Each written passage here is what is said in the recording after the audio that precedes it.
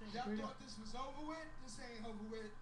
Big L, rest in peace. Alright, we're live. We live? Is this shit working? Bam. Can we hear each other? Make sure I shut myself off so I don't hear me.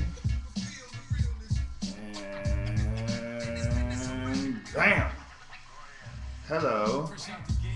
Welcome to my weekly podcast. I'm solo. Let me shut the door so nobody interrupts us.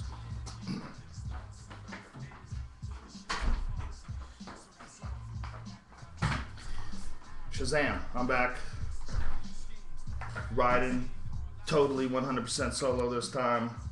Here to answer your questions, talk to you, see what the fuck's going on out there in the wild world of Twitter.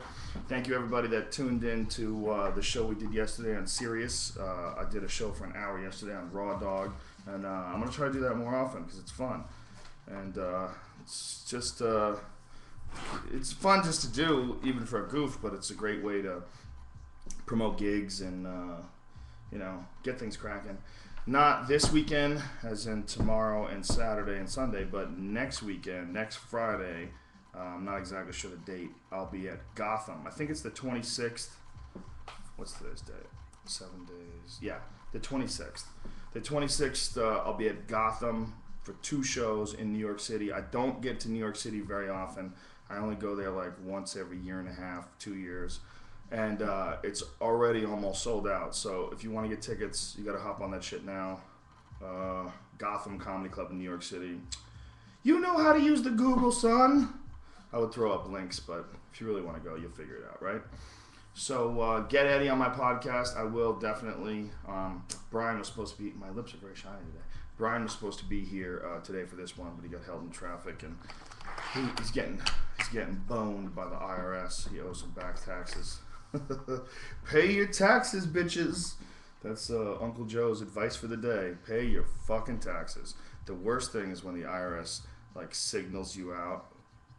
singles you out as a guy who's not paying taxes, and then they just crawl up your asshole and look around.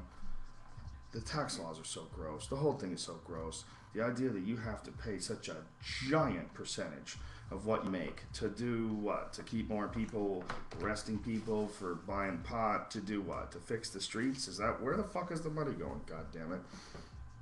Our machine is just too goddamn big. You know, when you get to a certain amount of money, you get into a 48% tax bracket, you know? That's when you have to pay half of what you make. Half, literally. That's crazy.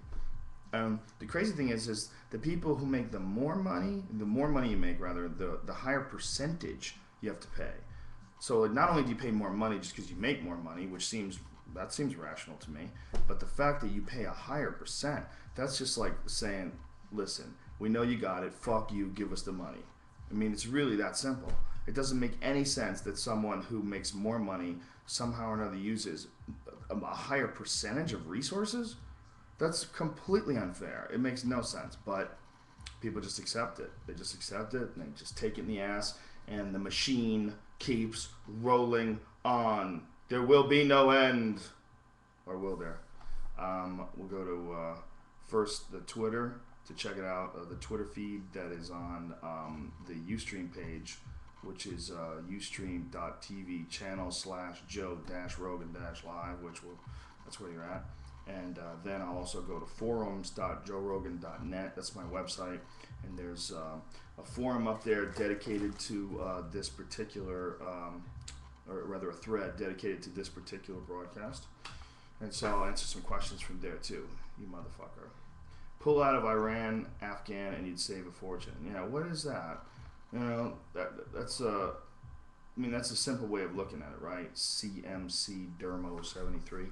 It's a simple way of looking at it. Everybody says pull out, but why the fuck are we there in the first place? Like, what is going on? You know, I mean, is it as simple as, we're over there because we need to keep these terrorists from becoming strong and we need to go and attack them at their base? Okay, if that was what was agreed, that's the reason why we're there, but there's a lot of people that say that doesn't make any sense. There's a lot of people that say there's very few Taliban that are actually left in Afghanistan, that we have other motives, and that these motives might be the natural gas pipeline that runs through Afghanistan, which everybody apparently has been trying to control for years, or also very overlooked and a subject that people like, they kind of poo-poo it and they make it seem like it's not that big a deal, is the opium market. Afghanistan produces some 90-something% of the entire world's opium, the entire world's poppy seeds, the entire world's heroin. More than 90% of it is produced in Afghanistan. That's fucking crazy, right? You hear about that, you're like, there's a lot of goddamn money in heroin. There's a lot of goddamn money in opium. I mean, if all of it is being produced, literally, almost all of it, in this one place, like, someone's making some fucking money off that. It's not like the UF's got in there and they stopped making heroin. No, there's more heroin now. Heroin, apparently, you talk to people who know, I know people who do heroin, and they say there's more heroin and it's easier to get now. What the fuck, man? What is really going on? Then you find out that the president of Afghanistan, this is absolute fact, president of Afghanistan, his brother was being paid by the CIA for years. Like, our government dollars were going to pay the brother of the president of Afghanistan who's in the poppy business. This guy is involved in the opium trade. This guy is involved in the heroin trade. And he's an employee of the CIA. Like, really? Is it that blatant? Is it that obvious? For sure, there's a ton of fucking corruption when it comes to the higher levels of government. But are they really selling drugs? Are they really doing it that openly? It seems ridiculous, right? It seems like there's no way that could be possible. There's no way it could be that corrupt. If it was, we would have heard about it. But when you start researching the history of the CIA, like, they've been accused of doing this forever. Not just accused of doing this by people who don't make any sense, like crazy people and, internet conspiracy theorists, but no, they've been accused of doing it by people who used to work for the CIA. They've been accused of doing it by people who've actually just flown in the drugs. There's a great case about a guy named Barry Seals from Mena, Arkansas. This guy used to fly into Mena, Arkansas and drop off big packages of cocaine. I think we talked about this before, or I talked about this before. And anyway, these two kids inadvertently were there when the cocaine got dropped. They witnessed what had happened, so they took these kids and they murdered them and they left their bodies on the train tracks. And the official excuse that the police used was that these kids had gotten high and that they had fallen asleep on the plane tracks because they were on drugs. Well, the mothers of the kids forced autopsies. The parents forced autopsies. They didn't want to do autopsies, but they forced them and they got them done, and it turns out that these kids had been murdered. They had been stabbed multiple times before they had been put on these train tracks.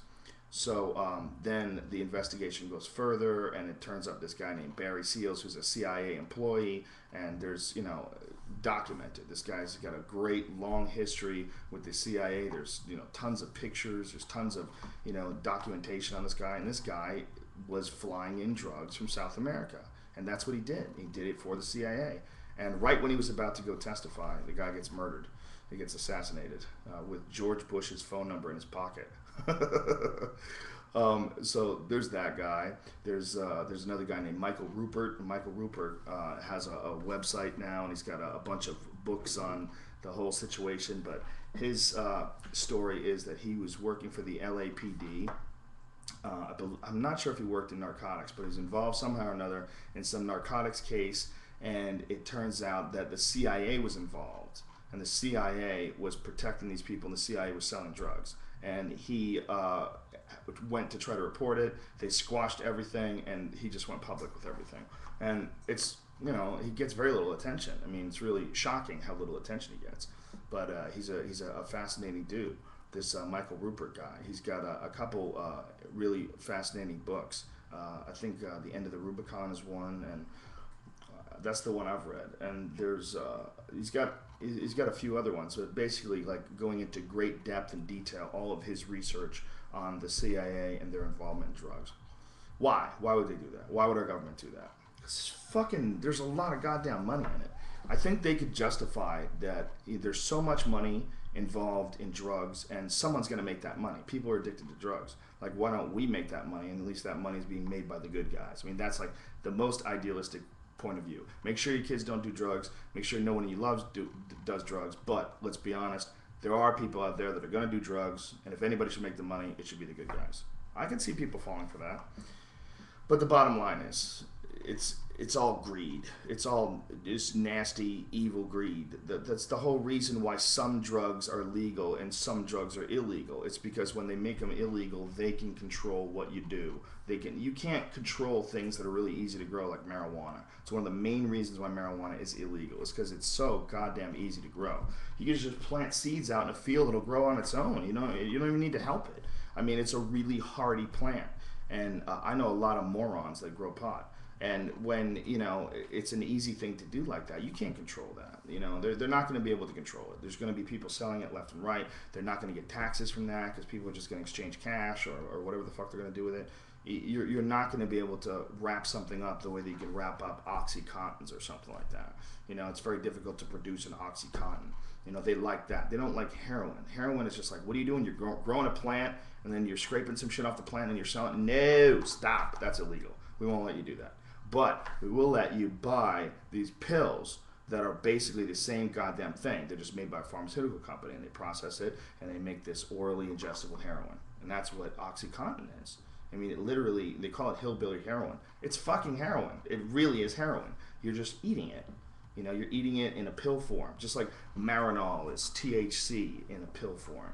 But that stuff's supposed to suck. I've talked to people that say that, first of all, THC is only one active element in marijuana. There's like a whole bunch of them. It's way better to get the actual stuff from the plant. I don't know if that's true with heroin. I've never done heroin. I've never done Marinol either. I wouldn't do heroin. I'm scared of anything that's addictive. But if I was a musician, I might consider it. I might just snort a little every now and then, write down once today and never again or something. Try to convince myself that somehow or another I wouldn't be addicted. I don't know how addictive it really is. I hear varying reports. The problem I have with whenever someone talks about things being addictive and not being addicted is that alcohol is addictive. People get addicted to alcohol, but I'm not addicted to it, so I don't get that. I mean, I could, if someone told me right now I could never have another beer or another glass of wine for the rest of my life, I'd be like, okay. I mean, I enjoy it. I like having a shot every now and then with my friends just to get fucking crazy. A shot before a show is fun. But realistically, it's not that important, I don't need it. It's not really addictive to me. But to some people, it is. Okay, is that the case with heroin? Is that the case with... Cigarettes seem to be the one they've got the most wired. Cigarettes seem to be the one they can addict the most people to. Because there's a lot of people that don't get addicted to the normal stuff. Like, there's a lot of people that drink coffee, and they drink it all the time, but they can just quit, and it doesn't bother them at all. And there's some people that if they don't have coffee every day, they're fucked. Those people are addicted to caffeine. When I was writing my blog, I was writing a monthly blog right before I recorded my Spike TV comedy special. I wanted to make sure I kept my brain like real sharp. And I said, well, the best way to do that is to perform as much as I can, but also write as much as I can. So I forced myself into writing a blog every day for a whole month. And when I did that, I was drinking a lot of coffee. And I was drinking French press coffee, where it's really fucking strong, and I make it strong too. I like it. I like a strong cup of coffee. But the problem is I was drinking this shit like 2-3 cups a day. And then I did it like 30 days in a row. And there's one point in time where I didn't drink it for a day and I had a headache. And it was like like my brain was getting accustomed to having all these stimulants in it. And then I realized, okay, this is not good. I gotta stop that shit. Lately I've been drinking tea. Brian turned me on to this thing. This is like this, you put the tea leaves in there and then you put the water in there and you can, you don't have to have a tea bag. You get like fresh tea leaves. It tastes good. It's just like sometimes I need something warm to drink. It's just like my friend Tate, he says it best. He said coffee's like a warm hug. But I got addicted to coffee. But I mean, it was only addicted for like a couple of days. A couple of days of not drinking it and just drinking water, and everything was back to normal again. Luckily. But this is 30 days in a row, not 30 years in a row. I couldn't imagine that. But cigarettes seem to be the one that they've got the most nailed as to how to just get you fucking hooked. There's an article that I read recently where they were discussing all the different additives that the government allows them to put into cigarettes. And there's 599 of them. How fucking nuts is that? There's 599 different chemicals. And you look at them, unless you're some sort of a pharmacochemist sort of a character, you're not going to have any idea what the fuck they are. And there's 599 of them in cigarettes. Aren't cigarettes just supposed to be fucking tobacco? Like, what the fuck is going on? What is that? I mean, are they preservatives? Is it like that Russell Crowe movie, The Insider? Is all that shit actually designed to make it more addictive? It's one of the most damning things I think about politicians is that they never talk about cigarettes. You know, they always want to talk about the ill, you know, the bad drugs out there, and you know, this terrible thing that can happen if your kids get involved in drugs. But nobody wants to ban cigarettes. Like, nobody ever says that, and it's because those fucking tobacco companies spend a bankroll. They spend a fuckload of money.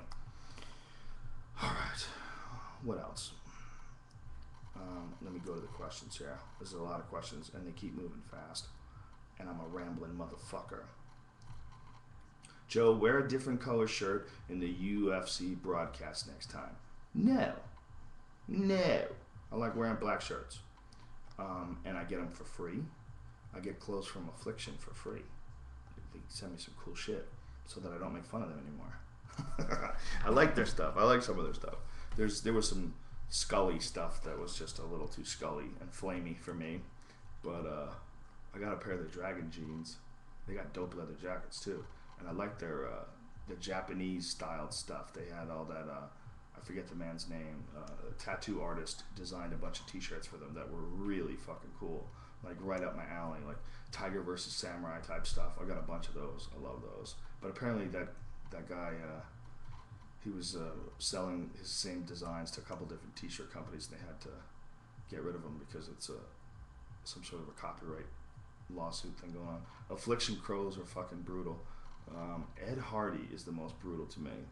Ed Hardy should assassinate John from John K+8, because that guy single-handedly made Ed Hardy shirts. Like, that is just like, that's the gold stamp. Bang, douchebag. Like, when that guy started wearing it everywhere, like, I think Ed Hardy was probably paying him, but little did they know that that just put the douche label on the Ed Hardy. There's a chick that's one of the morning DJs in Denver. Her name's Missy, and she calls them douche capes, which is the perfect way to describe them. Douche capes.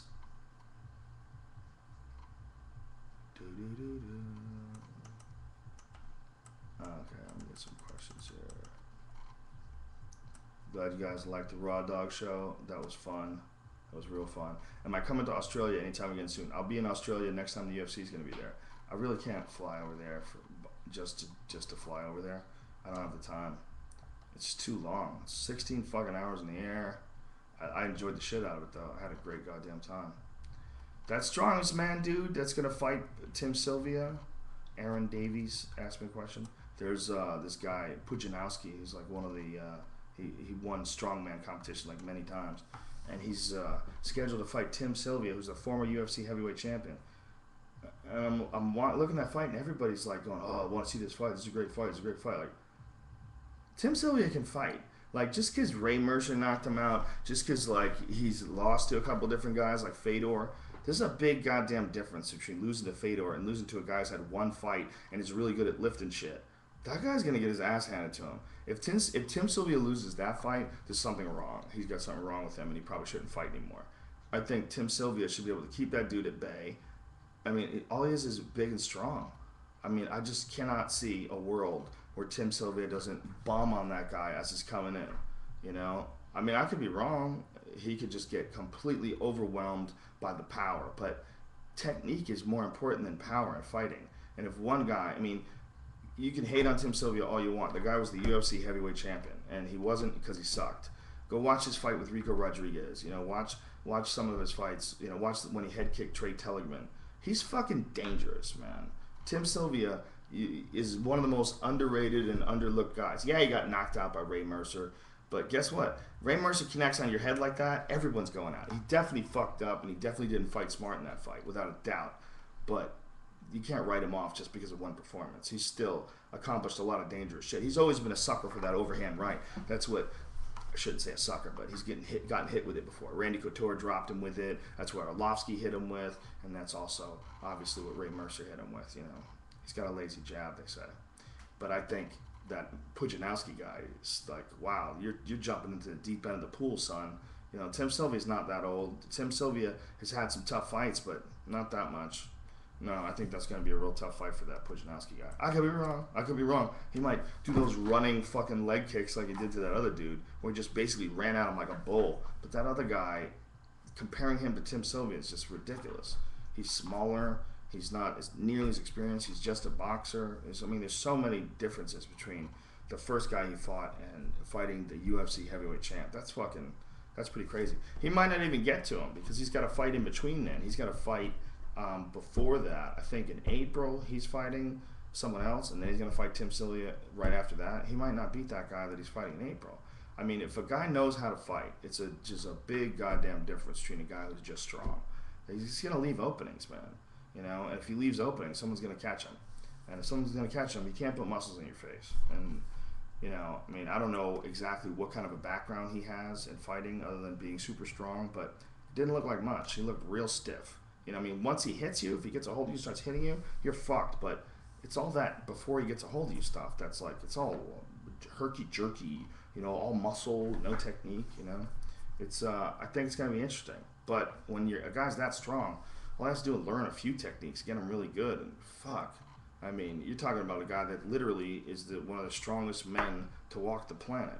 You know, if you could teach that guy some solid wrestling, teach that guy like just a good mount, you know, just a few moves. Just teach him how to keep his hands up, close the distance, teach him some takedowns, and teach him to get on top of dudes and just smush their fucking head. You know, a guy like that, if you taught him some shit, he would only need a few things just because he's so goddamn strong. A few things he would be able to beat a lot of guys. But Tim Sylvia, ooh, I don't know about that, son. I don't know about that, son. Let's see what else we got here. I watched a video today of a dude who cut his fucking balls off. The dude, somebody posted it on my message board, and this guy, it says something crazy Aussie man or deranged Aussie man, that's the thread, cuts his balls off. This guy tied a rubber band around his balls until his balls like literally died. Like they turned like dead and gray, and then he hacked his balls off with a knife. Really? Do you want to see it? If you want to see it, you know what? I'll throw the link. I'll just let everybody know that it's fucking completely disgusting and there's no way you should really be watching this. But if you want to, I will copy the link and I'm going to post it on Twitter. And I'm going to say, do not watch this.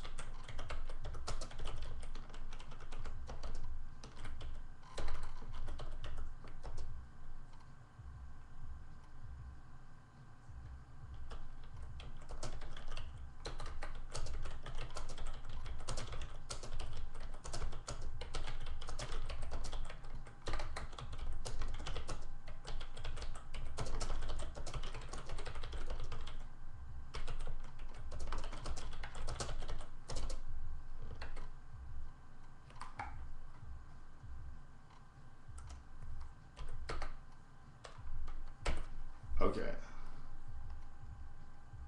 I just posted it on Twitter. Don't watch it.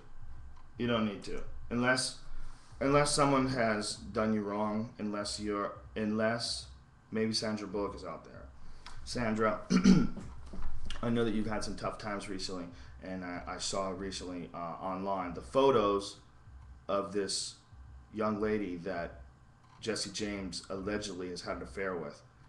And you might want to watch the video of the guy cutting his balls off. The rest of you, no. But this is a message to Sandra Bullock.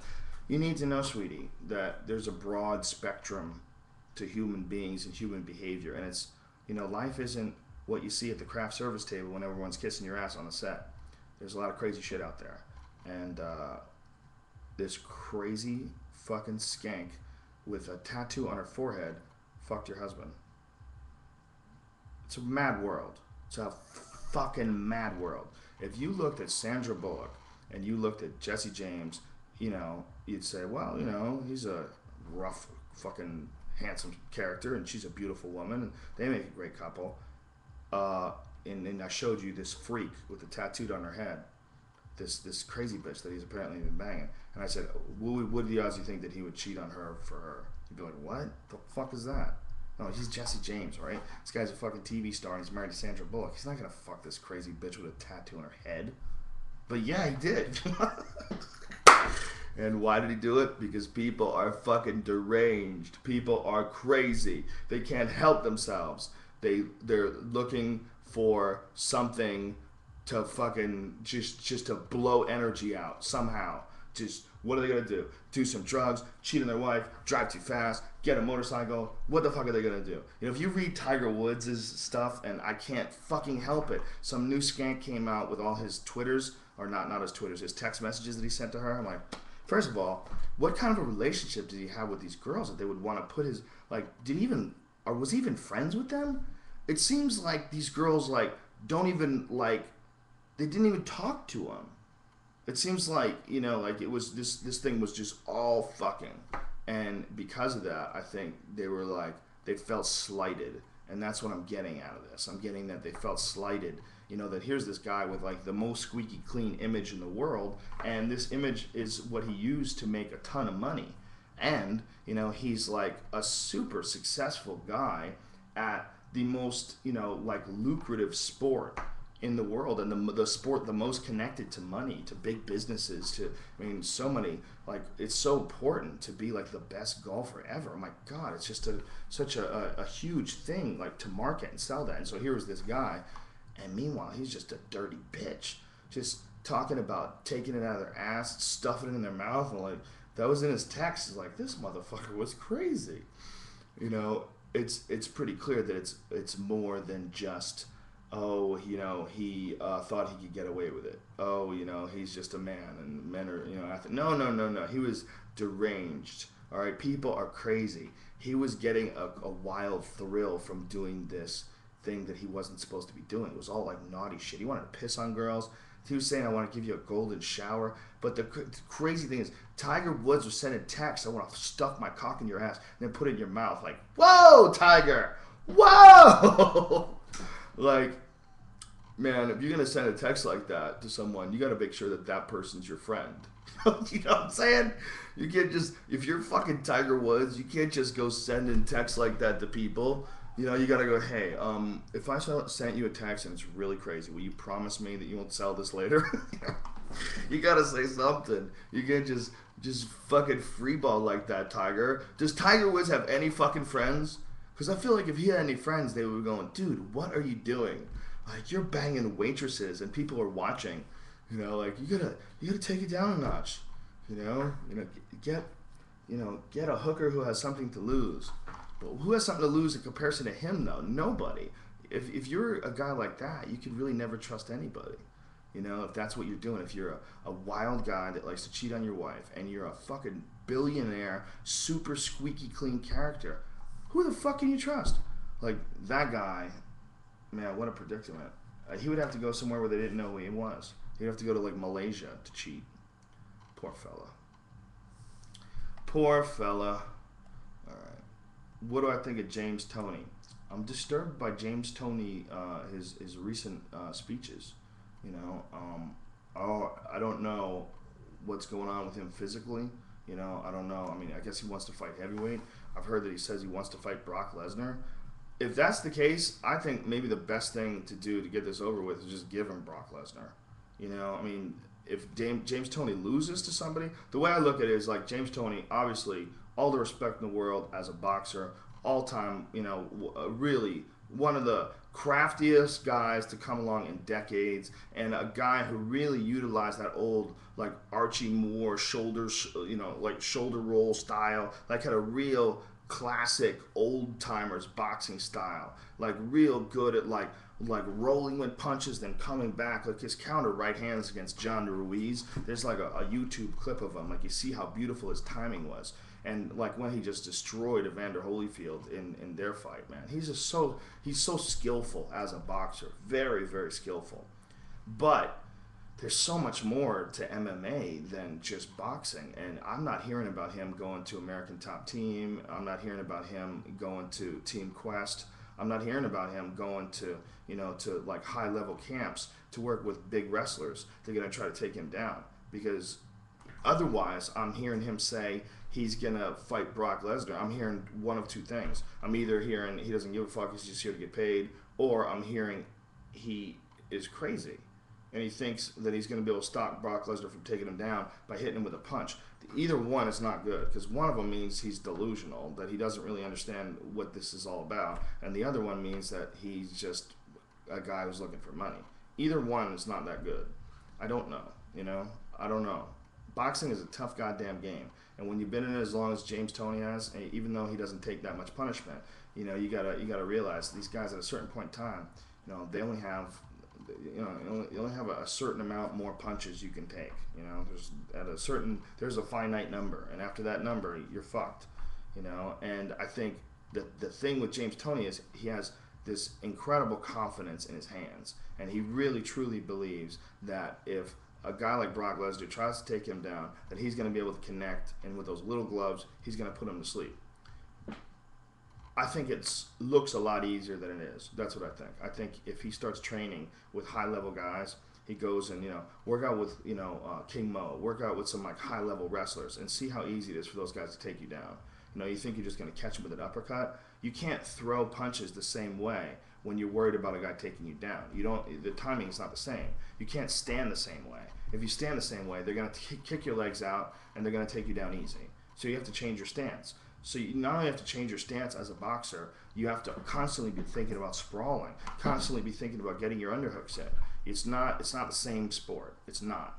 The punching ability that he has is a huge plus, and it'll definitely, if anybody's stupid enough to not try to take him down and just box with him, you're going to get your clock cleaned, for sure. He's going to hit you with some precise counter punches. He's going to take advantage of little tiny minute openings.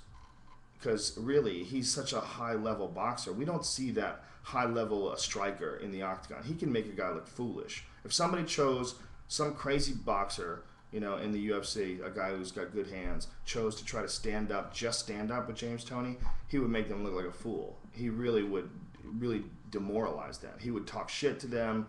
He would start saying, what bitch, want some more of this, bitch, boom! And he would keep just landing punches on you. He will fuck your world up. But I don't think they're going to do that. I think guys are going to do one of two things. They're going to kick the living fuck out of his legs, or they're just going to take him down. And I don't think he's going to be able to stop that. I don't think if he got like a big jiu-jitsu guy gets a hold of him like Nepal, Gabriel Gonzaga got a hold of, Jesus Christ, he might just start breaking pieces of him off, and if God help him, if Brock Lesnar wants to take him down, you can't just catch that guy with a punch. That's not enough, okay? That's enough for your average regular human. Brock Lesnar, that's a freak of a man. That's like the high end of the genetic spectrum, where you're like, you can have a dude who looks like Ichabod Crane, you could have a dude who looks like, like who was Olive Oil in that Popeye movie? What's that bitch's name? Bitches. I'm so mean. Shelly something or another? Whatever her name is. Think of Lindsay Lohan. You can have a Lindsay Lohan frame, a Paris Hilton frame, a little skinny body. Or you have the high end. You have Brock Lesnar, some weird instance where, Vikings fucked Vikings for generation after generation, and their warrior bloodlines were passed on, and this motherfucker living in the woods in Minnesota, he got the best of the best. His fucking head is that big. That guy for sure has good wrestling, for sure works very hard on his technique, and all that's well and good. But at the end of the day, that motherfucker is a barbarian. The reason why he's so fucking good, he is a direct descendant from ancient giant warriors from thousands of years ago. That ain't a regular dude, man. You ain't gonna just be able to punch that guy and send him home packing. No, he's gonna eat your punch, and he's gonna pick you up in the air like you're a pillow. And you're going to feel so bad. You're going to feel terrible. The feeling that you're going to have of helplessness and hopelessness when that fucking gorilla grabs a hold of you and yanks you up in the air and smashes you and then gets on top of you and starts boom, boom. And those big fucking lunchbox fists, that's a wrap, son. You're done. Okay, you're not gonna jab and shoulder roll your way away from Brock Lesnar. He's gonna fuck you. He's gonna do whatever he wants to you. He's gonna have you work for him. You're gonna own him. He's gonna be your master. He's gonna put a dog collar on you. He's gonna do whatever the fuck he wants. Do you not understand that? Like, that guy can do whatever he wants to you. If we didn't live in this civilized culture, thousands of years ago, everyone that Brock Lesnar fought would be chained up in his yard. They would work for him. And they would just hope and pray that Brock doesn't get angry and decide to fuck you up today. You know, that's a scary dude, man. You know, is he the best guy in the world? I don't know. He's got to fight Fedor. He's got to fight Shane Carwin. You know, we got to see what happens. We got to see what happens with fucking Cain Velasquez. Cain Velasquez is a motherfucker. Woo!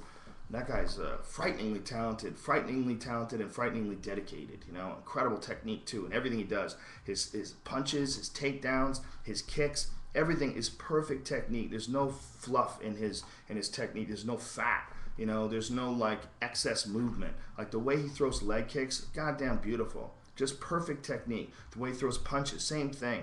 Everything is perfect technique. His endurance is like second to none. You know, I'm super impressed with Cain Velasquez. I think he's amazing.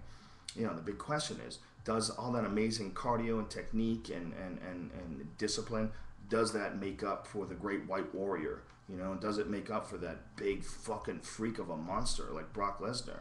You know, that's an angry motherfucker, dude. When a dude beats your ass like he did to Frank Mir and then still gets in the fucking camera and starts screaming, fuck yeah, fucking, he's screaming and spit's coming out of his mouth and his mouthpiece is falling out, and you're like, what the fuck? You just beat his ass and you're still mad?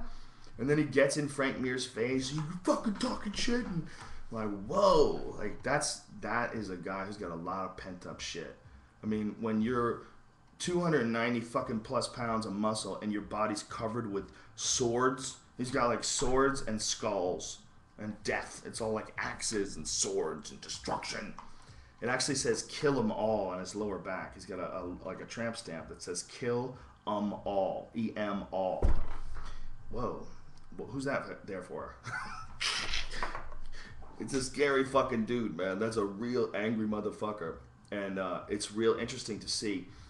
You know, I really want to see him versus Fedor. That is a very, very intriguing fight to me because they represent such polar opposites. In Fedor, you have a guy that's, you know, a relatively small heavyweight. He's just about 6 feet tall. He weighs about 230, and he's got a considerable amount of fat on him. I mean, I would say like probably at least 20 pounds of fat. Like, he's got a lot of jiggly fat. He doesn't try to lose weight at all. You know, he just says, I'm a heavyweight, this is it, this is what I weigh, I'm going to fight as a heavyweight. You know, there's a broad contrast between him, his personality. You know, he's very stoic. You never see any expression out of him. I mean, everybody like comments on the fact that the dude like never seems angry, never makes a mean face, never seems hurt, no matter if he's cut or no matter if he's got the guy hurt and he's finishing him off, he's just got this dead expression. Whereas Brock Lesnar is gigantic, has to cut weight to make 265. He's a guy who, you know, is at the very top of the weight class, and he's a guy who is just flooded with emotion, flooded with anger, flooded with expression. I mean, he is you know, one of those no-nonsense motherfuckers. He wears who he is out on his sleeve. You know, and he likes to talk a little shit, and he gets angry at people, and he likes to swear, and, you know, I mean, he likes to stick the bird out at the audience, and, you know, when they boo him, fuck you. You know, he's a totally different dude. I'd be very curious to see those two approaches and see which one would ultimately prevail, because it's really not, I mean, it is fair, but it's not fair, because Brock is so much goddamn bigger. Brock is a lean 265. And when he's 265, he's cutting a little weight to get down there. You know, he'll drop some water weight, like maybe 10, 15 pounds, you know, to get down. So he's inflated, you know, well up to like 280 by the time he actually gets in the octagon. You know, just solid as a fucking house at 280. Whereas Fedor, you know, at 230, that's 50 pounds less, is not nearly as solid. You know, Fedor at 230 is, you know, he's jiggly. You know, it doesn't matter if he connects to your face. You know, he's a badass puncher. His jiu-jitsu is fantastic. His grappling is fantastic. He's great off of his back. But that's a big difference, man. You know, when all things are equal, and I'm not saying they are skill-wise, because I do not believe they are. I think Fedor is more skillful and has more options to win the fight. But Brock is so fucking big. He's so much bigger. When you're talking about 50 pounds of bone and muscle, 50 fucking pounds, that's a significant advantage. And then on top of that, you're dealing with a guy who's this freak athlete. You know, it's not just that he's big, like big and lumbering. Like they've had guys that were big and lumbering dudes that have fought in MMA before. They were never like this motherfucker. The way Brock moves, he moves like a light guy, even though he's a giant guy. He's a freak athlete, you know? I mean, he really is the descendants of some fucking crazy warrior tribe. And that's why he's got all this, you know, angry energy to him. That shit's genetic. A lot of it. Gotta be. So, that's my answer to that question. Alright, that was the going off of the Ustream shit. So I'm going to go to the JoeRogan.net forum. And we'll see what kind of questions we got up in this bitch. We got 2 pages of questions. And a lot of them are joke questions. Jokey, jokey, joke. Alright, let's see here. BB Jones says, "Hey Joe, what do you know?" Is that a rhetorical question? I know not enough, my friend. I know not enough. Nor do any of us. That is the great, unfortunate truth. Let's see here. How do you feel about the Pope knowing that child sex abuse was going on and he didn't say anything about it when he was a priest in Germany? I think they're all fucking freaks. I think there's only one way you can be a guy who dedicates your entire life to not having sex. The only way is you're a sexual deviant. There's something wrong with you. I don't believe there's any priests that aren't really completely fucked up. I think it's one of the craziest ways that anyone could ever make a living, get through life. It doesn't make any sense to me. You're a fucking priest? So wait a minute. Do you get to a different heaven than the people that get pussy and get to have a good time? No, you get to the same heaven. So by doing what you do, what? Everybody has to listen to you and give you money and you get to fuck the kids. Like, what is that about? It doesn't make any sense because it totally goes against what the idea of religion should be all about. Religion should be all about, it's like God's word to everyone on how to live your life. How come these guys that spread God's word, they don't get to have sex? What's that about? Why are they so fucked up? I'll tell you why. Because initially, priests had too much goddamn power. You know, a long time ago, priests were allowed to have sex. But the problem was they were fucking everyone. Because those were the guys that were in charge of God. Those were the guys that were talking to God. Those were the guys that were at the front of the fucking God line. They had the Willy Wonka golden ticket. And they were reading the word of God. And in a village, you know, of several hundred people, the guy who's the fucking priest who speaks the word of God and has to console all these women, and, you know, maybe these women are with husbands that, you know, are tired of fucking them. And this priest would love to step in and he takes some of that. What's up? I'll give you some God knowledge, now you give me some head. And that shit was going on left and right, and that's why priests can't fuck. The reason why priests aren't allowed to fuck is because they were fucking everybody. So then, well, who the hell wants to be a priest if you can't fuck? You know, once they told them they couldn't fuck anymore, what'd they do? Well, some of them probably kept fucking and said, yeah, I'll stop. And they kept banging people, and then they got caught. And they probably got flogged or something terrible like that. And so then they really cracked down and made sure that the priests are not allowed to have sex anymore. Well, once they started doing that, then the only people that want to be priests were either gays, who could be with other priests, and they just like keep it on the sneak and bang each other, or pedophiles, because they had access to all these children, and these children had to listen to them. The overwhelming amount, I mean, just, it hurts your head to think about how many fucking kids have been sexually abused by the Catholic Church. I mean, it really hurts your head. It really hurts to think that all these people are so blinded by a fucking fairy tale that they're willing to let some criminal, some monster, fuck their kids. After all these years, the fact that that is still going on, that is mind-boggling.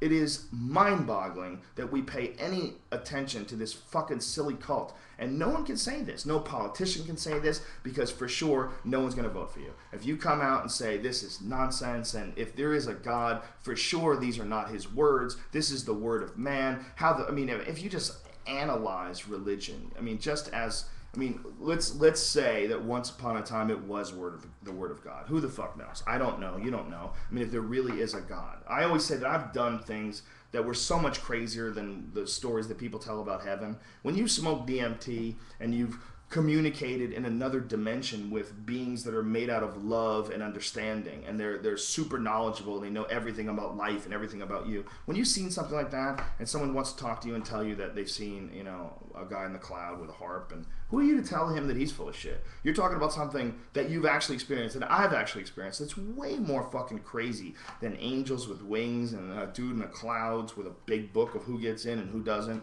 That's way less crazy than the things that I've actually experienced. And this thing that you actually experience when you die, this DMT, this stuff that when you die, this is what your brain produces. When you're in heavy REM sleep, this is what your brain produces. A natural part of human neurochemistry, and it lets you see something way crazier than what these religious people are talking about. So who am I to say that there's no God, that maybe there is a fucking village in the clouds, maybe it's all true. But just studying the actual words, if you know the history of how the Bible was made, the ancient Hebrew, which was the original Old Testament was written in, the original Bible written in ancient Hebrew was, to this day, they only know 3 out of 4 of those words. To this day. Like today, 25% of the words in ancient Hebrew, they're like, who the fuck knows? Not only that, there was no numbers in ancient Hebrew. Letters doubled as numbers. So like the letter A was also the number 1. And there was numerical value to words that is completely lost in the translation to Greek and to Latin. Like the word love and the word God have the same numerical value. And this numerical value, the value of these words, it's like it was very important to the translation of what was meant. All that is missing. When they translated that, and then eventually to English, all that's missing. And then you got the New Testament, which is just complete wackiness, because Constantine, who wasn't even a fucking Christian, created this. And this is just clearly a ploy to try to control people. Constantine got together with a bunch of bishops, and they wrote it all out. And there's stuff that they left in and stuff they took out. So the New Testament, which is literally made hundreds of years after Christ was supposed to be dead, who the fuck knows what that's all about? Who knows? But all you need to know is the guy who even wrote it wasn't even a Christian until right before he died, he converted, I believe. And it was very clear. Constantine he was an emperor. He wanted to control people. And that's what it's best at. It's so good at controlling people that you'll let pedophiles fuck your kids because they have the magic fairy tale golden ticket. It's mind-boggling. It's mind-boggling that this goofy fuck in a crazy outfit, this cult leader, gets special treatment. They'll make fun of the Moonies. They'll make fun of Scientologists. But the fucking Pope on TV somehow or another gets to be national news. This crazy fuck who's not allowed to have sex, who hangs out with a bunch of crazy fucks who aren't allowed to have sex, and every rock you fucking pick up, there's a priest fucking a kid underneath it. It's just throughout their entire organization. There are thousands and thousands and thousands of cases. Every fucking year new ones pop up. Every fucking year some new scandal about how they knew this guy was fucking kids and so they moved him to New Mexico or some shit. It's really shocking that Catholic people are even going to church anymore. It's completely shocking that there's still people that they trick. Just the sheer weight of its own bullshit should have collapsed the Catholic religion a long fucking time ago. And this is coming from someone who was raised a Catholic. I went to Catholic school when I was in first grade. 1 year I went to Catholic school. And it was such a fucking horrendous nightmare. I don't remember second grade.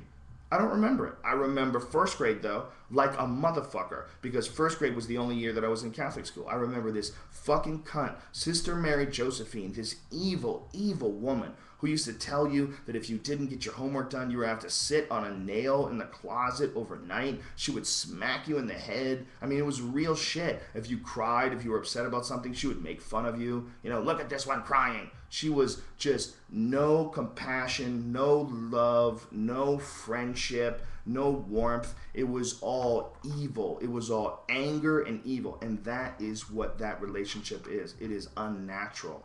It's not real. This relationship to life where you're a person who's in charge of some nonsense fairy tale, and because of that you get to shit on people and yell at their kids and hit their fucking kids and treat them like shit because you somehow or another are special, because you're one of those people that doesn't fuck, and you have, you know, what? You have more access to God than... No, you don't even have more access. You don't have anything.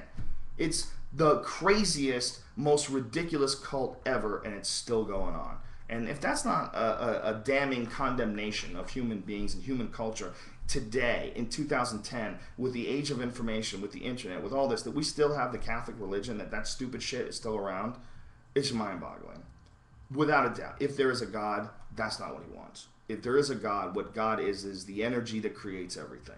You know, it might not be a conscious thing, or it might be all conscious things together as one thing in some sort of a framework that we can't even recognize, because it's so big, it's so great that literally, you know, when some hippie says, hey, you are God and God's you, what if that's true? What if that really is true? What if our purpose on this life has shielded us from that recognition, because we have to go through whatever we have to go through? Like, we're here for a reason, that we're pushing humanity and human culture and human innovation forward for a reason. You know, probably some sort of a technological thing that we're going to create that's going to enter us into the new age. But if that's the case, it's that we just lack the perception to really understand that we're in tune with anything, with everything, with the whole world, then that makes sense that everything is God. And that's the feeling that you get when you do mushrooms. When you do mushrooms, you get this feeling of connectedness, that you are attached. When you do DMT as well, which is very similar to mushrooms in what it is chemically. What DMT is dimethyltryptamine. What mushrooms are, cubensis mushrooms, is 4-phosphoraloxy and N-dimethyltryptamine. So they're very closely chemically related. And you have this intense feeling of connection with everything, with people, you know, with the friends in your life, with animals, with wilderness, I mean, that's why they say do mushrooms and go into nature. Because when you have some mushrooms and you're laying in the woods, you know, in a plot of trees, you feel like the energy of the trees. It's like some Avatar type shit. Like, you really feel like the fucking Tree of Souls communicating with you. I think that our main problem as human beings is that we are in a stage of evolution, and we're in an adolescent stage, and we are certainly passing where we used to be, and our potential for evolving above the basic fight or flight instincts, and our potential for evolving above just animal brutality and anger and jealousy and all these things that we think that we need in order to compete and survive. We have potential to rise above that, and that's what yoga is all about, and that's what meditation is all about, and isolation tanks, people who are psychedelic enthusiasts. What that's all about is this struggle up this slippery slope to get to the top, to have just a little better view of what the world could be.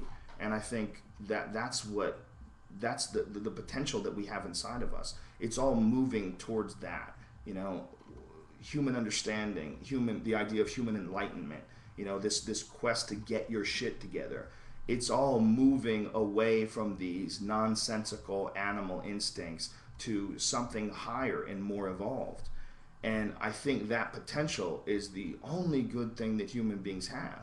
It's like we have this potential for one side or the other. We have this potential to be like, you know, like an evil government that corrupts its citizens, or we have this potential to be a brother. We have this potential to be a sister. We have this potential to be someone who loves you like they love family, like they love themselves. You know, I mean, I have a buddy that has a kid, and we were talking about babies recently, and we were just joking around. He's a comic as well. Gene Pompa last night at the Improv. And we're just talking about, and I've had this conversation with other people too, about how it makes you like so much a nicer person.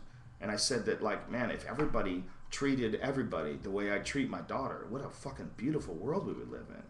It would just be a world of warmth and friendship. And, you know, if we just had a pill that made you love everybody the way I love my daughter, and we do have a pill like that. It's called ecstasy. But that shit's terrible for you, and the next day you feel like shit and it hurts your head. But if we figured out a way, and maybe we're going to do that. I mean, maybe that's what the next stage of evolution really is all about. Maybe it's an evolution pill. Maybe some people will take the evolution vaccine and some people won't, and they'll shoot your arm with some shit that lasts like 6 months, and it's some vaccination against stupidity, some vaccination against nonsense, against a lack of understanding and appreciation of the fact that we're here in this temporary situation as one gigantic hive, one super organism, and that the more love you spread out, and the more positive energy you spread out, the more you get back. The more it comes back to affect you, and it goes out in ripples, because the people that you affect, they affect other people as well. And the more positive you spread out, like literally, you can change your world. You can change the world of the people that you come in contact with. I think that is what human beings are slowly starting to realize, and that may be what God really is. What God might be is everything. What it's not is a bunch of dudes in fucking robes that want to have sex with your kids, okay? That's not God. That's nonsense. And the fact that these fucking presidential candidates and all these knuckleheads that want to be world leaders and they want to guide us towards, they're not guiding us towards anything. It's business as usual. There's no evolution whatsoever in the political process. There's no evolution whatsoever amongst these fuckheads that talk. They are decades and decades behind the progressive American culture. The people that are at the front of the line of thinking. These motherfuckers are decades behind. This idea of religious freedom, yes, I agree. Yes, you should have the freedom to study religiously. You should have the freedom to do whatever you want. You don't have to feed the flying spaghetti monster. If that's your thing, that's fine, But you can't take it seriously. Like, you can't expect someone who is, that is the whole idea of the separation of church and state. The whole idea is like some sort of conceding somehow that, okay, you're allowed to believe ridiculous shit. How about this? How about we just leave all the religion out, and all we concentrate on is how things are run, business, how we treat each other, what laws we enforce, how you make sure that people aren't being victimized. These fucking politicians and these newspapers and all these people that really follow all this Pope bullshit, they just add credence to it because knuckleheads read about it in the news, so they think it's legitimate. I had a conversation with someone where they were saying that, we were talking about cults, and I said, well, I was watching a documentary, and it was really fascinating. It was a documentary on Christianity, and they kept referring it to the cult of Christianity. That's how they were referring it to in this, a very scientific documentary. And this woman was very upset. She's like, Christianity is not a cult. And I'm like, why? How can you say it's not a cult? And she's like, well, because first of all, you don't have a cult that has billions of people in it. Yes, you do. It's just a bigger cult. Like, if you have a cult that has 3 people, if you can trick 3 people, you can trick 3 million, okay? If you can find 3 people dumb enough to believe your wackiness and they let you fuck them and they wear purple Nikes because you tell them that's the sacred color, if you get 3 people to do that and they really believe it, they're going to get more people to believe it. We are all going through this life completely clueless. We are like people in a spaceship that woke up from hypersleep and we're going through the manuals and no one knows how to run the ship. That's what we are like. And there's a few of us that are older that are pretending to the younger people, listen, don't worry, we've got this, everything's going to be fine, we're going to have a meeting with Congress, we're going to work all this out. And these people are trying to placate the rest of us who are just like them. And no one knows what the fuck is going on. So anybody that steps up and tells you that they have all the answers, that God wants this for you and God wants that, no, you don't know. Those are the enemy. Anybody that says they have the answers, they're your enemy. And anybody who wants your money, they're your enemy too. Give me a fucking show, all right? Don't just stand there and recite some stupid Latin shit and pass around a basket because you're too lazy to work for a living, you fuck. No. If you want to be the real messenger of the word of God, you wouldn't be asking for money, okay? Stop it. People would be giving money to you because they love you. You wouldn't have a fucking basket that you pass around and make everybody feel guilty. Fuck you. That's nonsense. That's silly goddamn nonsense. And until we acknowledge that is our own insecurities that are asking us to search for an answer to something that's impossible to answer. Until we acknowledge that, we're fucked. We're just spinning our wheels. We're in the same spot we've always been. And that is the problem. The real problem is everybody wants to pretend that there's an answer to something that you cannot answer. There is no answer. It is absolutely impossible. And if there is a God, it's probably so much more complex than you could ever possibly wrap your fucking head around. And I'll tell you what it's not. It's not Adam and Eve, okay? It's not God made two people and, you know, they fucked and they had kids and their kids started fucking each other. Because that's what Adam and Eve is. There's only two people. I mean, that's like any child with a simple grasp of mathematics and 5 minutes to think about it. You'd say, okay, I'm going to tell you a story of Adam and Eve. You tell me what you think is wrong with that. They would go, okay, if Adam and Eve made people, everybody came from Adam and Eve? Everybody, the whole world. Okay. If Adam and Eve made people, so they had kids, and the kids were like, they were brothers and sisters? Yep. How do they make more people? They would go, no. They fucked each other? They fucked each other. Adam fucked the kids, and Eve fucked the kids, and the kids fucked each other, and that's where people came from. What? It's 2010! No one has any fucking answer. No one, goddammit. Except maybe Gangstar. Gangstar's got the answer. I like this one. I don't know who Big L is, but I like him. Big L, rest in peace. So, that's my long answer to a short question. Fuck the Pope. Fuck all those dummies. Fuck anybody that tells you they've got it wired. No, stupid. No, you don't have it wired. And you got to get a real job now, okay? It's 2010. If the whole world got on mushrooms, the Catholic religion would implode, okay? They would have to go out and start kidnapping kids to fuck because nobody would bring their kids to them anymore. You know, it's a corrupt criminal organization of kid fuckers. That's what it is. Do I have any idea how Lost ends? No, those fucks. I've been trying to not tune in. I'm going to be on Adam Carolla's podcast real soon, I think next week. Actually, I'll tell you right now, because I'm on the fucking internet. Holla! How do you like them apples? I love the internet. It's easily my favorite human creation. I'm so addicted. It's killing my vision. I have a hard time reading things when they're up close now. Okay, let's see. Adam Carolla. Yes, next week, the 23rd. So next Tuesday, the 23rd, I'll be doing the Adam Carolla podcast. However, I don't know exactly what time the podcast, what time he puts it up. So that's my answer to that. But I'll be doing it next Tuesday, the 23rd. All right, more questions.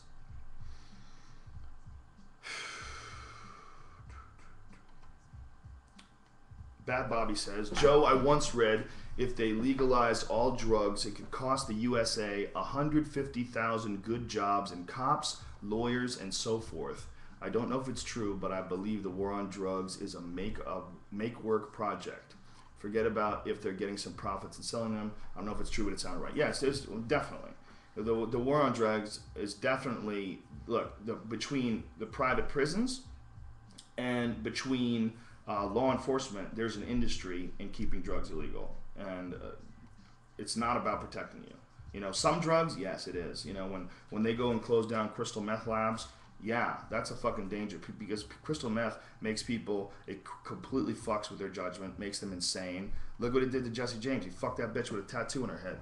I guarantee that dude was doing meth when he fucked her. There's no way he was sober. You don't fuck chicks with tattoos on their head when you're sober. When you see a bitch that has "Pray for Sinners" tattooed on her fucking forehead, you go, what? And she's ugly? Oh yeah, let me stick my raw dick inside you. No, that guy was doing drugs, and there's drugs that are bad for you, okay? And crystal meth is one of them. It's a terrible, terrible drug. You know, heroin's another one. I mean, I've seen cocaine turn people into, they become like roaches. They become like bugs. You know, they're not thinking about you, man. They're just trying to get that shit. How do I get that shit? You know, they literally get black shark eyes. They turn dead on the inside, man. There's drugs that are terrible for you. And those drugs, yeah, I could see an argument for them being illegal. I could see an argument for us doing something about the people that sell them, because they're damaging people. It's dangerous. But there's other drugs like mushrooms and pot. If you get caught with those things, man, it doesn't matter. Those are still illegal drugs. As a matter of fact, they're more illegal than heroin. Do you know that Schedule 1 drugs, for the most part, are the drugs that really have, like, use? Schedule 1 is the most illegal. Okay, Schedule 1 is DMT, which your own brain produces. So as Terrence McKenna said, everyone's holding. I mean, that's really what it is. You are in production and you're in possession of a really illegal substance. The number one, the Schedule 1, DMT, marijuana, Schedule 1.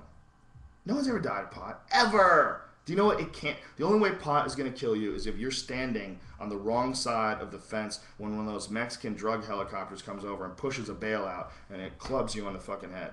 That's how you die from pot. Other than that, you're not going to die from pot. You might think you're dying, but you're just going to fall asleep and you're going to be fine. No one's fucking died of it ever. But yet still, pot is Schedule 1.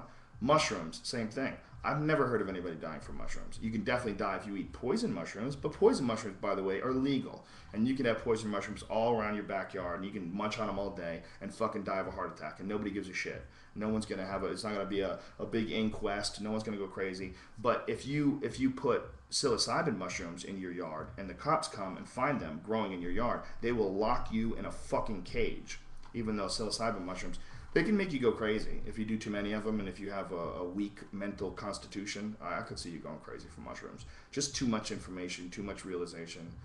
But you could go crazy from anything. You can go crazy from paint. You know, you could huff paint and and sniff paint and blow your fucking brains out. You can go crazy from anything. And there's a lot. Some people are weak and fragile, and there's any really extreme experience can fuck them up. There's an ant that I think it's called an iron ant. I forget the name of the ant, but this ant bites you, and the venom is so intense and horrifying that it's been described as slamming your arm into a car door for an hour.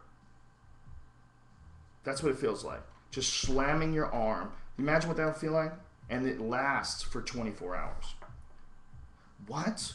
So this intense, insane throbbing, like literally you're getting ripped apart, like someone slamming a door on your arm, and it lasts a whole day. And the experience is so traumatic that some people, when they come out of it, they are never the same again. They're just a shell. They're just so fucked up. They could not get through the pain of one full 24-hour period under this. So, like, there's some shit in the world that could fuck you up, okay? That's not why marijuana is illegal. That's not why mushrooms are illegal. They're illegal because they're trying to keep you from them. They don't want a society that is questioning leadership. They don't want a society, and that's the other problem. The people that are in power, they're not using these things. Throughout human history, shamans have been the leaders of tribes, and shamans have been the ones that the tribe will go to when the tribe has troubles. And what the shamans were people who had a lot of experience in navigating psychedelic dimensions. And in the Amazon, when they would all sit around and drink ayahuasca. Ayahuasca is an herb, like a tea that they brew that produces DMT. And it's ordinarily DMT is not, you can't drink it because it gets broken down when you take it in orally, when you eat it. It gets broken down by something in your stomach called monoamine oxidase, and it's produced in your gut. And this ayahuasca was a way that they figured out how to extract DMT and a monoamine oxidase inhibitor from another plant. It's really fucking crazy. I mean, they've been doing this for 10,000 years. In a place where there's 250,000 plus different species of plants, they figured out a way to combine two to make this incredible brew that lets you communicate with the afterlife. And which, by the way, is totally illegal. I mean, it's a mess. It's a real fucking mess when you start thinking about what it really is. Because what it really is people keeping other people from having an experience. And the reasoning for it, the reason why, is not because they think that this person, if they have that experience, is going to make life difficult for me, they're going to come after me, they're going to hurt my family. No, they're doing it because they can profit off this person not having that experience. If I say that something is illegal and I set forth laws and I say if you cross this boundary and you do this behavior and you violate my law, I get to lock you in a cage. I get to make money from locking you in a cage. Not only that, I get to employ people that will, now they have a job, and their job is to go after people that are doing what I said they couldn't do and get them and kidnap them and put them in a cage. That's what you're having with marijuana and mushroom bust and stuff like that. You're telling someone that by your judgment, they shouldn't have that experience. And so you say, well, if you're going to make such an extreme judgment, that judgment has to be based on facts, right? No, it doesn't have to be based on facts. Of course it doesn't. Because if it was, then marijuana would have been legal in the 1950s. I mean, it would have been legal when they passed the sweeping Schedule 1 Psychedelics Act of 1970, I believe it was, when they made everything illegal. They would have had to provide some reasoning for making mushrooms illegal, some reasoning for making marijuana illegal, and it would have been scientific and it would have been medical. But the problem is every single fucking medical study that's ever been done about marijuana shows that it's relatively harmless. I mean, you can ruin your life with anything. You can ruin your life with cheeseburgers if you want to. Like I was talking about, like bottles. You could take a bottle, and bottles can hold a nice, delicious drink. Or you could take a bottle and you could stuff it up your ass and throw yourself down a flight of stairs and bleed to death. It doesn't mean that bottles should be illegal.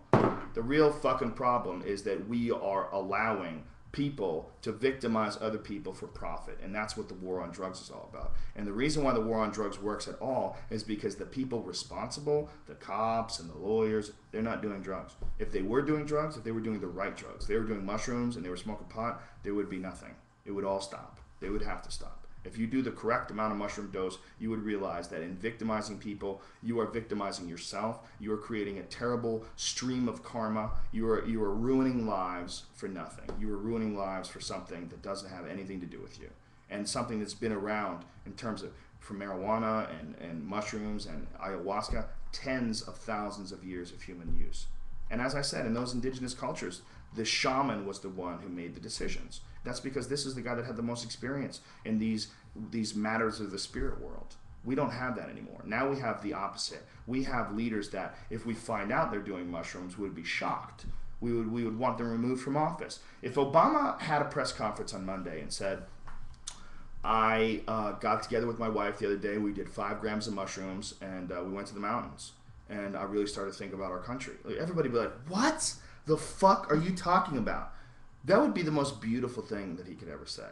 If he could say, I just took something that allowed me to literally tune in to the stream of love that is God, that is the energy of the universe, that is Mother Gaia. I connected myself to all that is loving in the world, and I came back with some revelations and some thoughts about how we could lead our culture better, how we could be kinder to the rest of the world, how instead of going all these places to control their resources and to ruin them, how about we introduce them to this spiritual realm? How about we introduce the whole world to mushrooms? How about we produce them in mass quantities and slowly start to open people's eyes up to the fact that it's not a lack of resources that we have in this country. It's a gluttonous fucking gigantic group at the top that are fucking and raping the world.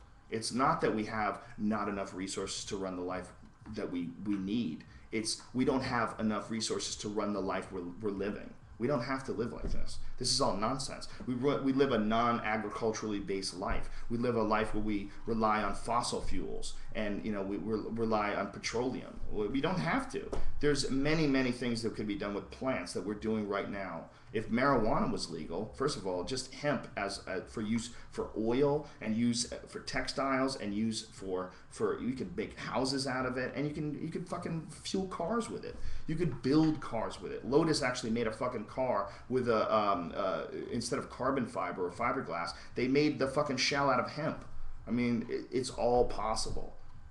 We just can't live the way we're living right now, and there's no way to effectively reset civilization better than psychedelics. But meanwhile, saying that makes you sound like a retard. Like, I'm listening to my own self, and I'm like, if I didn't do drugs, if I had never, done mushrooms or anything like that, I heard a guy talking like this. I'm like, who the fuck is this idiot? Like, how could you possibly say that? You think you have all the answers? I don't have the answers, but I do have a possible door to the answers. And that's what I think psychedelic experiences are. And these guys that are running for president, they will deny that to the end. They will, Obama had this fucking thing recently where it was a town hall meeting and he got all these questions from the internet. And the number one question was marijuana legalization. And every other issue that was being discussed that day, whether it was healthcare or anything else, he gave these really well thought out, in-depth answers. But it came to the marijuana question, he was like, ho ho ho, well, I don't know what that says about this group here, ho ho ho. And he said, no, I don't think that's a good idea. Really? You don't think that's a good idea? You don't think it's a good idea to stop suppressing people? You don't think it's a good idea to not jail people for having a fucking experience? To not jail people for selling a plant, a naturally growing thing that's never killed anyone? You don't think that it's a good idea to reverse an evil, fucked up, corrupt law that is helping people with the worst karma ever, imprison people for nothing? Well, you, sir, need some fucking mushrooms. And that's the problem. We have a whole group of people running this fucking country, and none of them are doing mushrooms. I would like to have a talk show. I've talked about this on stage. I wanted to have a talk show where I make people do mushrooms with me, and it would be called "Do Mushrooms with Joe Rogan." And we have on, like people that like you want to know a real truth serum? Mushrooms is the best truth serum. You once that fucking wave hits you, that wave of alien information and the wave of love and the connectivity, and when you see the fiber of the very universe all around you, you're gonna start talking. And if I could get, like Ken Starr and Dick Cheney, and could you imagine if those guys, like, if people sued them, and people, because, like, look, there's a lot of people that want to take them to trial for war crimes, especially Dick Cheney. When you think about the fact that Dick Cheney was a CEO of Halliburton, and then, he becomes the vice president of the United States, we go to some crazy fucking wars where Halliburton gets the contracts, and the wars are all based on totally false information about weapons of mass destruction. There's people that say that Dick Cheney was at the helm of it, he was lying. You could try that motherfucker for wars against you, crimes against humanity. You could try him for that. And if he was convicted and they said, here's one thing you can do to get out of it. You gotta do the let's do mushrooms with Joe Rogan show. And you have a guy like that, like any really fucked up politician, George Bush Sr., George Bush Jr., anyone like that, sit them down and make them do mushrooms. Make them realize that just because you've been living this life the same way as everyone before you, as your father and all these other corrupt politicians, it doesn't mean it's justifiable. Just because you can find examples all around you of people who have done worse and people who are doing the same things, doesn't mean that it's supposed to continue. And there's got to be a way to stop it. It doesn't seem to be stopping with the evolution of culture. It seems to be the same. It seems to be that the corruption, it's being exposed more, but it doesn't seem like it's put a monkey wrench in it, like they're just stopping. The financial corruption involved in this bailout is staggering. And if you really want to hurt your head, you go and read some of Matt Taibbi's articles about it. It fucking hurts. Like when you look at the billions and trillions of dollars and where it's going and how it's being funded, and these guys are getting bonuses, and they're getting bonuses, but they don't have any money, and the money came from taxpayers, but they were owed the bonuses or else they'll quit. Well, why don't they fire them? They're the ones that fucked this thing up in the first place. It's staggering. I mean, it's literally our entire civilization is built on a foundation of unfixable bullshit. It's the only way, I think, to restructure our society correctly. It would have to be done by someone other than us. Because that's what the Constitution was all about. When there was the birth of America, the idea of America was that we were going to have a separation of church and state, that we were going to have people that could only run it for a few years, and then they would have to leave. We were going to have the will of the people, and then we were going to be free from all the imperialism bullshit that we had to deal with in England and in Europe. But after a while, it just fell into the same thing. People inherently, if we're left alone and we're just people the way we are right now, our evolution, our cultural and social evolution is so much slower than the evolution of technology and what we're able to do. We're able to communicate with people all around the world. We're able to fly in fucking tubes through the sky. We're able to send video through the air. We're able to watch television programs that are being broadcast from the other side of the planet. I mean, we have this incredible technological capabilities, but socially, we're just a bump ahead of where we were in the 50s. Just a little. I mean, it could be argued that we're like slightly behind where we were in the 70s in comparison to, like, you know, if you like think about it, like as far as like what kind of access to information they had back then. You know, everybody was all about love and fucking peace and love. Why is that? Why was the 60s, the late 60s? What's the drop off between then and here? You know, it's drugs. It's what it is. When, you know, all that summer of love, all that Woodstock shit, they were all on acid, okay? They were all on mushrooms, they were all on peyote, they were high as fuck, and they were realizing that this way of living the life that, you know, leads you to be your dad is not where it's at. When you watch your dad drop dead of a fucking heart attack at 55 and you scarcely can remember him laughing 3 times ever, you know, and you go, what, I'm supposed to be that guy? What the fuck is that? You know, and then the Vietnam War and all the disenchantment with our government. I mean, that's what forced people to more drugs. That's what forced the culture to change more. We need something like that. We need something like that right now. Because the way we're doing it, we are just spinning our fucking wheels. When the president wins the Nobel Peace Prize and then, like a week later, sends 30,000 people more into Afghanistan, you gotta go, what the fuck? Really? You know, what the fuck? You think this is a good idea? Nobody after the Vietnam War thought the Vietnam War was a good idea. Less people are going to think the Afghanistan war is a good idea. Because Afghanistan isn't even really a fucking country. I mean, it's like one city and 100 tribes. You know, the way John McCain describes Afghanistan, he said it's run the same way it was run when Alexander the Great was around. I mean, literally you have warlords and they run tribes, and in between these warlords, you know, there's a few Taliban like sprinkled in the hills. And you know how we find out about these Taliban? This is where it gets really funny. We give the warlords Viagra. Because the warlords can't get it up anymore. And, you know, they want to still be the warlord, but, you know, they got like these 6 wives, and these chicks are like sitting around going, when are you going to fuck me? And they can't fuck them, so they take Viagra now. And the soldiers give them Viagra, and they, in turn give them information about the Taliban. It's pretty funny shit.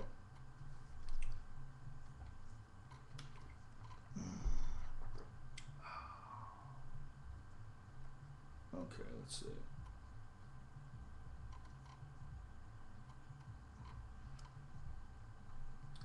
How long will the world ignore the people that are dying of starvation? I think Sam Kinison had the best answer to that. Why don't you people live where the food is? Okay, let me see. Tiger Woods is gully. I don't know what that means. Fuck James Toney. Big L, rest in peace. Oh, Big L was a rapper that was shot and killed in Harlem in 1999. Thank you, Eternal. Damn, it's already almost 7 o'clock. We've been doing this for an hour and a half.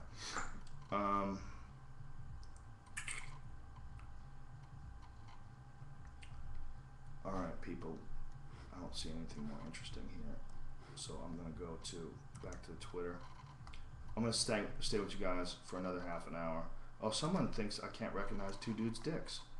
I claimed earlier I'm proficient in identifying porn stars by their dicks. Some fans might wonder if you're truly being honest because it seems kind of gay. Who's this who's? Peter North, Ron Jeremy, Rocco Siffredi. I would say the bottom one, it looks a little like Ron Jeremy. And the top one looks a little like Rocco Siffredi. But the top one could be the same guy, in which case I say both are Ron Jeremy. Am I right? Sad. So sad that I know. Alright, Twitter. See what's on Twitter. God damn it, I love you too. Eris for Andrew, you motherfucker. Infiltrate the White House kitchen and mix psychedelics in the food. That might not be such a good idea. Did you hear about what happened in France? I'll find the article for you. The CIA put LSD in. They spiked. I'll put the. It's all over the internet. Not just one. I'll put one up on, but if you just look up CIA France LSD in Google, you will find many articles about it. I'll put it up on Twitter right now.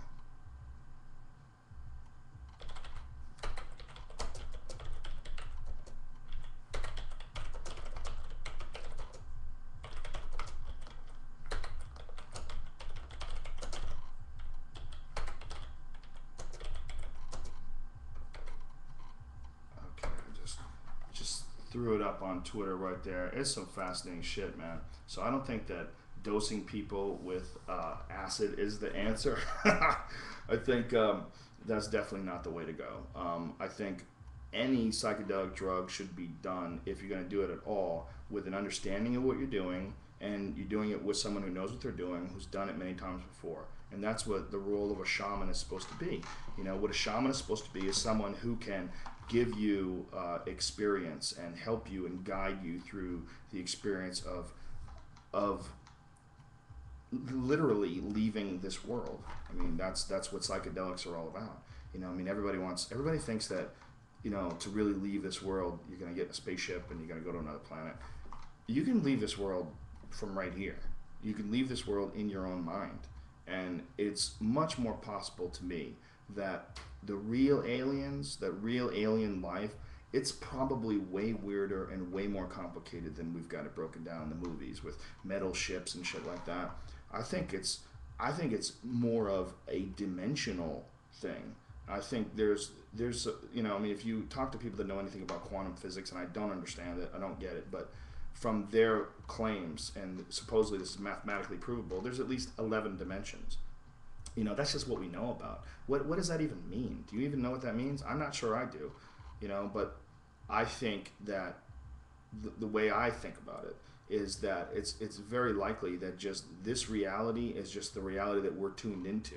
But there's probably an infinite number of different realities going on at the same time all around us. We just can't tune into it. We just literally don't have the senses for it. So it might be that alien life is here right now all the time. It's just operating on like a different frequency on the dial. You know, like that the world is a radio and that we're 97.1, but that the aliens are 109.8, and, you know, we just can't tune them in. You know, who the fuck knows? But, you know, when you start talking aliens, people are going to think you're crazy. If we ever did, man, if we ever did fucking find aliens, god damn, would that be a crazy day. If they ever did come down, but I don't think they would be too nice to us, because we're not so nice to chimps. You know, look at what we do to killer whales, man. You know, we take fucking killer whales and we know they're super smart, and we don't care. We don't give a fuck. Get in the fish tank, stupid. Get in the tank and do tricks. You know, what makes us think that aliens are going to treat us any differently? Maybe that's what all these alien abduction experiments are all about. Maybe they don't take us seriously at all. They just think we're crazy pink monkeys with nuclear weapons, and they come down and they fuck with us. And there's a joke that I do in my act about how if there really are aliens, I believe the Earth is the Tijuana of outer space, and I think that might be accurate. This might be just a place to come to fuck around. You know, why would you want to fix us? So what? So we can make more? There's already 6 billion of us. You know, why would you want to make more? In, you know, the last 100 years, I mean, how many more people have been born? Something like 4 or 5 fucking billion. I mean, it's getting pretty nutty, man. This motherfucker's gonna get overcrowded soon. And why would they? I mean, if you're gonna fix us, it would have to be a radical changing. It would have to be really radical, because socially we are not catching up to where we are technologically. Our awareness is not up to what we're capable of. Well, we're capable of blowing up the whole planet. We're capable of creating black holes, and we're capable of all kinds of nutty shit. I mean, just the nuclear arsenal that North Korea possesses. Look at those dummies. They got one fucking stupid little dude with glasses. Makes him shut the lights out at night to save energy. Nobody's got any money. This motherfucker's got a gang of nuclear weapons just ready to launch on people. 11. Oh, look at this guy. 11 Dimensions Explained says SYZGY1111. I'll watch that, and I still won't learn any more. I'll watch it, but I'll still be like, I'm not sure really what they're saying.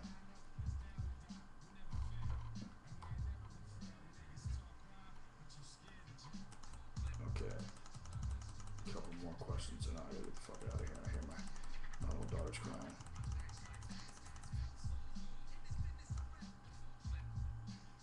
If aliens didn't exist, that says that everyone who was abducted or saw a UFO is crazy. No, it doesn't. Because first of all, what UFO means is unidentified. And let me tell you something, man. People are full of shit. You know, we did a thing. I used to do a show called Game Show in my head. I did it for CBS, and it was a hidden camera game show. And what the show was we would have a contestant, and the contestant would have to convince people to do a bunch of shit, and it would be under a hidden camera. And we set up in Hollywood, and this dude, we had a contestant dress up like a newscaster, like a guy who worked for Channel 4 News. And he stood there on the street corner, and we had all these cameras pointed on him. I mean, cameras right on the people. And he would go up to people and say, hey, can you do me a favor? I'm in a terrible situation.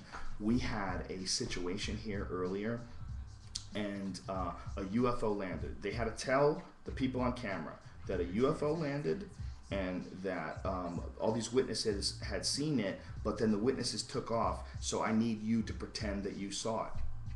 And every fucking person we asked to do that did it. I thought no one was going to do it. They just stepped right up, and they, so tell us about the experience. And the guy was like, well, you know, I saw the UFO, and the camera was silver, and lights were on the edge. They describe it in detail, and I'm sitting there like, what? People love to be on camera, and people are just generally full of shit. And even if they did see something, by the time that story comes around and there's cameras on them and they're being interviewed and they're talking to reporters, that story is going to morph in their memory. It's going to change. Who knows what the fuck it was? It could have been an experimental government jet. It could have been a flock of birds at night. It could have been a UFO. Who the fuck knows? Who knows what it really was? But the people that are talking about it are almost all nuts, man. They're almost all loony. So I think that people see things and then they blow those things up in their head. And as far as the abduction experiences, all UFO abduction experiences occur while people are sleeping. They're all occurring like late at night. If you look at them, the bulk of them, except the people who are just probably completely insane to think they come and take them, you know, during the middle of the day and bring them back, and it seems like they were only gone for a second, but really they were gone for days. There's some loons that will tell you some stories like that, but I think that what's going on is it's DMT related, because we know that the brain produces DMT while a person is in heavy REM sleep. And if you smoke DMT, the experience that you have is very much alien. It's very much like what you would expect someone to be talking about if they were brought to another world or brought aboard a spaceship. I mean, it feels like you're going onto something, you know, and who knows what kind of a response you would give these UFO people if you took them and gave them DMT and made them smoke DMT and go, okay, was that what you saw? And if they were like, yeah, I was back on the ship, you go, okay, settle down. Then you know what's going on. You know, what is that? Are they really making contact with entities? Is it really their brain and their imagination that becomes supercharged because of this chemical that floods through it? And what is imagination exactly? I mean, people can poo-poo that and say, oh, it's just you're making things up, it's hallucinations. Is it? You know, how do you know that world is not just as real as this world? Just because this world, you can bang on it and make noise, you know, you can feel it. That doesn't mean it's more real. That just means it's solid. You know, it's very possible that the world of the imagination, the world of your mind, the world of dreams is really a world, is really another dimension. Who the fuck knows, son? Do I believe in ghosts? I'm not scared of them. I fucking watch those ghost stories. I go, what are they scared of? These fucking ghosts never kill anybody. You see, I saw some shit. It's amazing how many of those goddamn shows there are, though. Everybody wants to, like, watch the paranormal. Everybody's obsessed with UFOs, and everybody's obsessed with, you know, shit that's not necessarily real. You know, Bigfoot. Like, I've always said the killer whales are way more interesting than Bigfoot. These super intelligent animals that actually rescue people. They kill great white sharks. They kill dolphins. They're ruthless, crazy, super intelligent animals. They play with their dead, like seals. You ever see killer whales like throw a seal up in the air and swat them with their tail and send them flying? They're fucking ruthless and they're super smart. It's fascinating shit. All right, I think chat roulette. If you've been on chat roulette, you've probably seen my dick. Sorry. No, I never put my dick out on chat roulette. That's just rude, son. I think it's funny though. I haven't done it yet. I did the other roulette where you just type, just like it's like a one-on-one personal messaging. Like, and there's always dudes trying to get laid. Are you a dude? And I would say yes, and then they would just fucking hang up on me. So I started saying I was a chick. And I did a few of those, and I put them up on the forums on JoeRogan.net. It was kind of fun. All right, did Dan Hardy get to leapfrog top 10 welterweights and get a title shot? You know, I don't know. I mean, it's hard to say. I think Dan Hardy's an exciting dude. He talks a lot of shit. He's saying all the right things. He's got serious power in his hands. It's just whether or not he's going to be able to deal with that fucking wrestling game of GSP's. GSP can take you down, man. He's such an athlete, man. He's so explosive. And I think it's just really hard for dudes to avoid that takedown. And he gets on top of you and stays on top, he's going to beat your ass. You know, the thing is about GSP is, will it be a fight like the Thiago Alves fight, where he neutralized Alves, but he never really came close to stopping him? Or will it be a fight like the Fitch fight or the BJ fight, where he just gets on top of him and beats the fucking shit out of him? Or will Hardy have something up his sleeve? You know, maybe Hardy's takedown defense is better than we thought it is. You know, maybe Hardy has a strategy for how to counter the double and how to stop him when he's coming in, or how to, you know, take it to him, or maybe he's gonna pull guard. I mean, who the fuck knows what Hardy's gonna do? Hardy's a very, very smart guy, and he's very confident. It's real confidence. It's not bullshit. He really believes that he's gonna clip GSP and he's gonna rock him and he's gonna go home with the title. Who the fuck knows, son? It's going to be interesting. Spiced Bag of Ice, Spilled Bag of Ice says that the 11th dimension is in his pants. Wow. That Spilled Bag of Ice is still around. I thought you would have abandoned that Twitter by now. You got a lot of stick-to-itiveness, son. Good for you. All right. I think that's enough, right? It's already 7:11. That's a perfect time to end. We are proof that aliens exist. Perspective. Okay, I don't know what you're talking about. Now you've done too much drugs. You're ruining the whole cause, goddammit. I will look one more time for a good question on the forums.joerogan.net, and if we cannot find one, we'll wrap it up, bitches. Okay, page 3. Did anyone ever wonder why we lose all the good rappers that have a significant place in hip-hop history? Rappers like Tupac, Biggie, Big L, Eazy-E. Well, I don't know who Big L is. Eazy-E, yeah. Yet we're stuck with garbage like Nelly and fucking Soulja Boy. Well, yeah, that's interesting. I think rappers, man, that life. You know, the life is all guns, and I mean, when you're Tupac and you got fucking machine guns tattooed on your body and it says Thug Life on your stomach, you know, those aren't signs of a long and healthy career. He was like the first dude to like cover his body, his whole body with tattoos too. They're all doing that now. It's really crazy. You know, Lil Wayne, I think it's hilarious that Lil Wayne said that he's a gangster, like told Katie Couric, I'm a gangster, Miss Katie. Meanwhile, they put him in jail, they immediately put him in protective custody. You're a gangster maybe, and you got all your money and you're outside, but the inside world, no, you are a singer. You're an entertainer, and it would be awesome if one of those guys fucked your face. Not for everybody, for them, for that guy to fuck your face. I'm not saying that I'm looking forward to you getting your face fucked, but let's be realistic. It would happen. God damn it, you motherfuckers. All right. I think that's it. There's no more I can say. Like I said, I'm going to be in Gotham at Gotham Comedy Club next Friday. Next Friday is the 26th for 2 shows. It's almost sold out. So if you want to get tickets, you got to jump on that shit right away. It'll definitely be sold out by that day. So I'll see you guys then. I'll be on Opie and Anthony that Friday in the morning as well. Looking forward to that. Looking forward to the UFC and that Saturday, the 27th, and that should be fun as fuck, and everything else. And thank you everybody for tuning in, and I have kept my promise. Keep up this weekly podcast. It is now also on, you can catch it on iTunes, the audio version. It's on iTunes, so check it out. Thank you guys for your support. Thanks for everything, and I really appreciate it. And I will see you next week. Next week, I will do this. I'm home Monday. I will do this Tuesday next week. So I'll see you guys next Tuesday. I love you. Thanks.